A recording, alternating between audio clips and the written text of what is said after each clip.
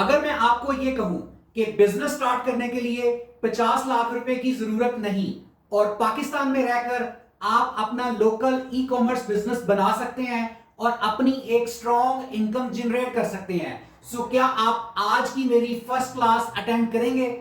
क्योंकि अक्सर लोग बिजनेस इसलिए नहीं चला पाते कि जी उनका आइडिया वीक होता है, बल्कि इसलिए कि उनका मॉडल और कॉस्ट स्ट्रक्चर गलत होता है। अस्सलाम वालेकुम दोस्तों, मैं हूं मोहम्मद बिलाल और आप देख रहे हैं लर्न विद बिलाल। दोस्तों, आज से मैं एक प्रॉपर लोकल ई कॉमर्स का कोर्स स्टार्ट करने जा रहा हूं और आज उसकी पहली क्लास है। इस कंप्लीट कोर्स के अंदर मैं बिल्कुल जीरो से step by step pro level पर आपको गाइड करूंगा कि किस तरह से पाकिस्तान में रहकर आप अपना खुद का local e commerce business build कर सकते हैं। अगर आप स्टूडेंट हैं, जॉब करते हैं या आप अपना खुद का बिजनेस बिल्ड करना चाहते हैं लेकिन ट्रेडिशनल बिजनेस की हैवी इन्वेस्टमेंट से डरते हैं, तो ये कोर्स आपके लिए बहुत इंफॉर्मेटिव है। आज की इस क्लास में मैं आपको यह क्लियर करूंगा कि ट्रेडिशनल बिजनेस में पैसा कहां फंसता है और ऑनलाइन बिजनेस या डिजिटल बिजनेस में किस तरह से आप लो कॉस्ट के जरिए भी अपने उस बिजनेस को बेहतरीन तरीके से ग्रो कर सकते हैं। सो बिना टाइम वेस्ट किए अपनी वीडियो को स्टार्ट करते हैं। सो दोस्तों, ट्रेडिशनल बिजनेस और डिजिटल बिजनेस को एक कंप्लीट एग्जांपल से अंडरस्टैंड करते हैं।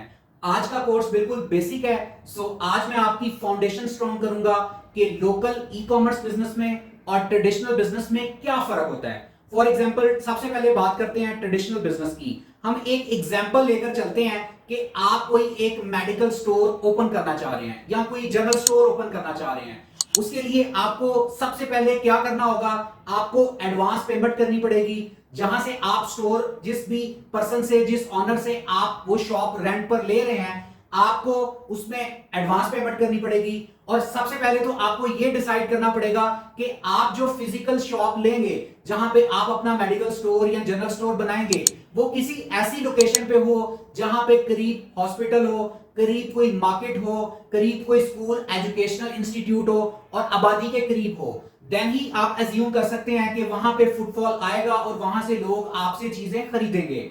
सो सबसे पहले तो आपने जगह का इंतखाब करना है, उसके बाद आपने उसकी एडवांस पेमेंट करनी है।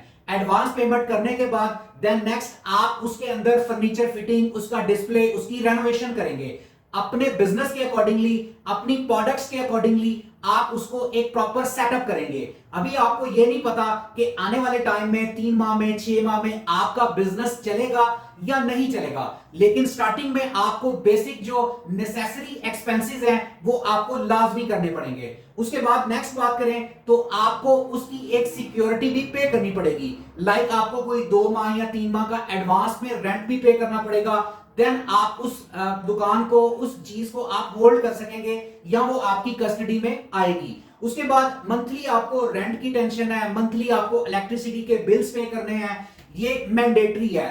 कोई कस्टमर आए ना आए, ये एक्सपेंसेस आपके डेफिनेटली हर महीने जाएंगे। उसके बाद आपको वहां पे कोई सेलमैन हायर करने की जरूरत है, कोई सेल्स पर्सन हायर करने की जरूरत है या कोई मैनेजर हायर करना पड़ेगा जो आपके पूरे स्टॉक को मैनेज करे, हर रिकॉर्ड को अपडेट करे। सो ये सारे एक्सपेंसेस आपको बियर करने पड़ेंगे। इसके अलावा जो आप डिस्प्ले करेंगे, फर्नीचर लगाएंगे, उसकी कॉस्ट भी इसमें आ जाएगी। सो अगर हम आज इस वक्त जो पाकिस्तान में इन्फ्लेशन की सूरत हाल है उसकी अकॉर्डिंगली बात करें, सो पाकिस्तान में एक नॉर्मल सा बिजनेस स्टार्ट करने के लिए आपको कोई 40 से 50 लाख रुपए चाहिए।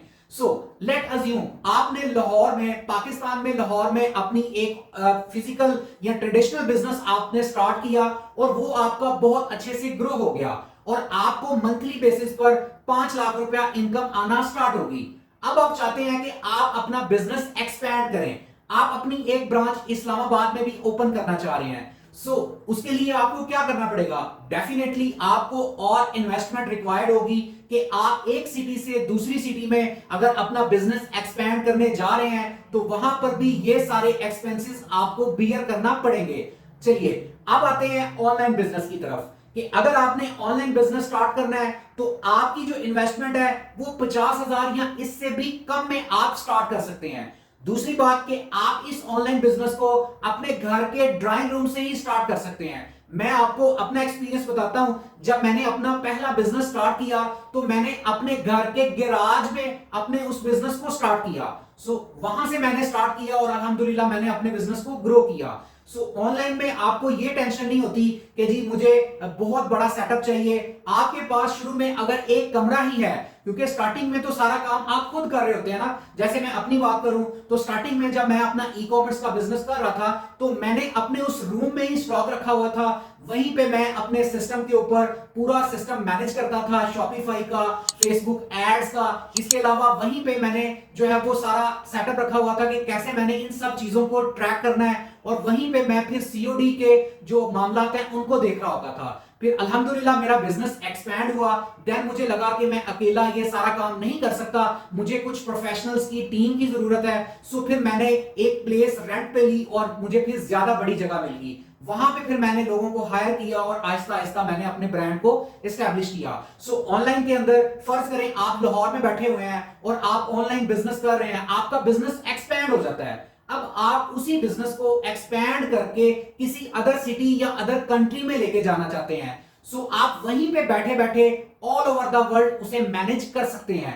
लेकिन ट्रेडिशनल बिजनेस में ऐसा नहीं है। ट्रेडिशनल बिजनेस में पहले आपको लगाना पड़ता है, वेट करना पड़ता है, और उसके बाद आप एक्सपेक्ट करते हैं कि अगर मुल्की हालात और बाकी सारी चीजें सब सर्कमस्टांसेस नॉर्मल रहते हैं, देन आपका बिजनेस कोई 3 से 4 माह 5 माह में ब्रेक इवन को क्रॉस करेगा और प्रॉफिट में आना शुरू हो जाएगा। लेकिन ऑनलाइन बिजनेस में, लोकल ई कॉमर्स में आप ये सारा सेटअप बना लें, शॉपिफाई सीख लें, मेटा मार्केटिंग सीख लें और स्टॉक को मैनेज कर लें, एक अदद सीओडी अकाउंट खुलवा लें, उसके बाद क्रिएटिव बनाएं, तो पहले दिन से ही आपको रिजल्ट्स आना स्टार्ट हो जाते हैं। कंपैरिजन में देखें तो मैंने आपको क्लियर एग्जांपल से बता दिया कि ट्रेडिशनल बिजनेस में क्या कॉस्ट आएगी और अगर आप डिजिटल बिजनेस में आते हैं तो आपको क्या कॉस्ट बियर करना पड़ेगी। अब बात करते हैं ट्रेडिशनल मार्केटिंग और डिजिटल मार्केटिंग की। ट्रेडिशनल मार्केटिंग में देखें, अगर आप ट्रेडिशनल लेवल पे मार्केटिंग करना चाह रहे हैं, आप चाहते हैं कि आपका टीवी पर इश्तिहार लगे, तो उसके लिए कम से कम आपको 2 से 2.5 लाख रुपया चाहिए। अगर आप चाहते हैं कि आप अखबार में अपना ऐड दें तो उसके लिए भी 1 से 3 लाख रुपए की इन्वेस्टमेंट रिक्वायर्ड है। उसके बाद अगर आप एक बिल बोर्ड के ऊपर अपना ऐड लगवाना चाह रहे हैं तो भी आपको 1 से 4 लाख रुपए की इन्वेस्टमेंट चाहिए। ये वो कॉस्ट है जो आपको बियर करनी पड़ेगी ट्रेडिशनल बिजनेस की मार्केटिंग करने के लिए। उसके बाद सबसे बड़ी बात, यहां पे एक टर्म यूज होती है ट्रिपल डी, यानी कि डाटा ड्रिवन और डिसीजन। ट्रेडिशनल मार्केटिंग में ना आपको यह पता चलता है कि आपका एड किसने देखा, किसने नहीं देखा, कौन सी ऑडियंस आपके उस एड की टारगेटेड ऑडियंस है। ना आपको डाटा प्रॉपरली मिल पाता है, ना उसके ऊपर आप एनालिसिस कर पाते हैं, यानी उसे डिराइव कर पाते हैं, और ना ही फिर आप उस पर डिसीजंस ले सकते हैं। लेकिन अगर ये ट्रिपल डी की बात करें और डिजिटल मार्केटिंग या ऑनलाइन बिजनेस की मार्केटिंग की बात करें तो डाटा ड्रिवन डिसीजंस यहां पे आप ले सकते हैं। आप अपना एड फेसबुक पे चलाएं, इंस्टाग्राम पे चलाएं, यूट्यूब पे चलाएं, टिकटॉक पे चलाएं, स्नैपचैट पे चलाएं, जहां पे भी आप अपना एड चलाते हैं, आपके पास राइट है, आपके पास अथॉरिटी है कि आप डिसाइड कर सकते हैं कि आप उस एड के ऊपर कितनी कॉस्ट डेली बेसिस पे खर्च कर सकते हैं। और इवन के आप ये भी डिसाइड कर पाते हैं कि आप एड किस एज ब्रैकेट को दिखाना चाह रहे हैं। मिसाल के तौर पे यहां मैंने एक मिसाल से आपको क्लियर किया है। फर्ज करें कि आप 1000 रुपया डेली का स्पेंड करते हैं और 1000 लोगों तक आपका एड, आपकी जो पोस्ट है, आपका जो क्रिएटिव है, वो 1000 लोग देखते हैं। उन 1000 लोगों में से मान के चलें कि 5 लोग बाय करते हैं। आपको समझ आ जाएगी, आपके पास प्रॉपर डाटा आ जाएगा, आप ये देख पाएंगे कि जो मैंने 1000 रुपया स्पेंड किया है इसके ऊपर कितनी रीच आई है, कितने इंप्रेशंस आए हैं, किस जो जेंडर के लोगों ने इसे देखा है और उनका जो एज ब्रैकेट है वो क्या था। नेक्स्ट आप अपनी कैंपेन को उसके अकॉर्डिंग ही ऑप्टिमाइज कर सकेंगे। लेकिन अगर बात करें ट्रेडिशनल बिजनेस की तो इसमें ऐसा कुछ भी नहीं है। यहां पे आप एक ब्लाइंड हवा में तीर लगा रहे होते हैं और बड़ी इन्वेस्टमेंट से काम कर रहे होते हैं। आप देखें कहां पे 5 लाख रुपए से आपका एक एड चल रहा है और कहां पे आप जो है वो जस्ट 1000, इवन के आप फेसबुक को 500 रुपीज भी देते हैं तो भी फेसबुक आपका एड लोगों को दिखाता है और आपको रिजल्ट्स लाके देता है। अगर डिजिटल मार्केटिंग में फर्ज करें कि आपका वो एड परफॉर्म नहीं करता तो आपके पास फॉरन ऑप्शन अवेलेबल है कि आप नया एड, नया क्रिएटिव बना के उसको टेस्ट कर सकते हैं। लेकिन अगर बात करें ट्रेडिशनल मार्केटिंग की, अगर आपने बिल बोर्ड के ऊपर या टीवी के ऊपर आपने इश्तेहार चला दिया है और उसके आपको रिजल्ट्स नहीं आ रहे, तो आप सडनली या फौरन उसे चेंज नहीं कर सकेंगे। सो ये वो बेसिक एग्जांपल से मैंने आपको गाइड किया है ताकि आज आपकी बेसिक फाउंडेशन स्ट्रांग हो जाए कि ट्रेडिशनल मार्केटिंग और डिजिटल मार्केटिंग में क्या फर्क है, और आप अपना माइंड मेक कर लें कि आपने प्लान करना है कि आपने अपना खुद का ई कॉमर्स बिजनेस स्टार्ट करना है, और ये पूरा कोर्स कंप्लीट आपने देखना है और इसे अंडरस्टैंड करना है। दोस्तों, अगर आपने ये लेक्चर यहां तक कंप्लीट देख लिया है तो आपको बहुत अच्छे तरीके से अंडरस्टैंडिंग हो गई होगी कि ट्रेडिशनल बिजनेस में आप पहले दिन से रेंट, रेनोवेशन, सिक्योरिटी और स्टॉक के प्रेशर में फंस जाते हैं, और ट्रेडिशनल बिजनेस में बिना डाटा के आप गेस कर रहे होते हैं कि आपका एड किसने देखा है और किसने नहीं। लेकिन ऑनलाइन बिजनेस या डिजिटल बिजनेस में आप प्रॉपर ट्रैक कर पाते हैं, एनालाइज कर पाते हैं और उसके अकॉर्डिंगली डिसीजन ले पाते हैं। अब आपके पास दो चॉइसेस हैं। नंबर 1, ये वीडियो कंप्लीट देखें और इसे क्लोज कर दें और 6 माह बाद भी उसी स्टेप पे खड़े हो जहां पे आप आज खड़े हैं, या आज ये वीडियो देखने के बाद आप अपने आप से एक कमिटमेंट करें कि मैंने स्किल सीखनी है और अपना खुद का ई कॉमर्स ब्रांड मैंने बिल्ड करना है। इसलिए आज मैं ऑफिशियली अनाउंस कर रहा हूं कि आज से मैं एक कंप्लीट स्क्रैच कोर्स स्टार्ट करने जा रहा हूं ई कॉमर्स का, जिसमें मैं आपको बिल्कुल जीरो से एक्सपर्ट लेवल पर हर चीज गाइड करूंगा जो आपको पेड कोर्सेज में भी नहीं मिलती।